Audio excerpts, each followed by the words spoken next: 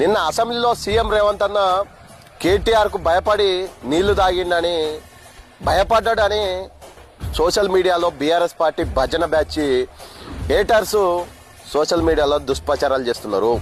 కేటీఆర్ రామారావు నీ అయ్య అధికారంలో ఉన్నప్పుడు ముఖ్యమంత్రిగా ఉన్నప్పుడే నీ అయ్యను నిన్ను వణికిచ్చిన చరిత్ర రేవంత్ రెడ్డి గారిది.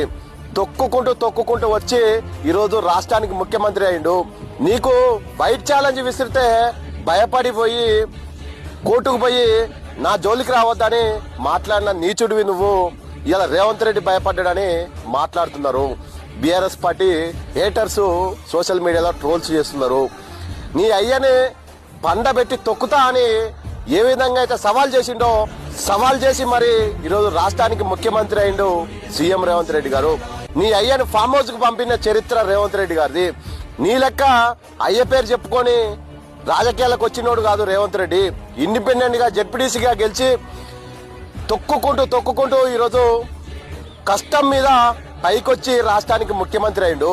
ఇవాళ పేదోళ్లకు మంచి చేస్తా అంటే ఓర్వలేక ఇవాళ బీఆర్ఎస్ పార్టీ 1000 కోట్లు ఖర్చు పెట్టి సోషల్ మీడియాలో దుష్ప్రచారాలు చేసి బీఆర్ఎస్ పార్టీ భజన బ్యాచ్ హేటర్స్ రేవంత్ రెడ్డి గారిని కాంగ్రెస్ పార్టీ మీద దుష్ప్రచారాలు చేస్తున్నారు.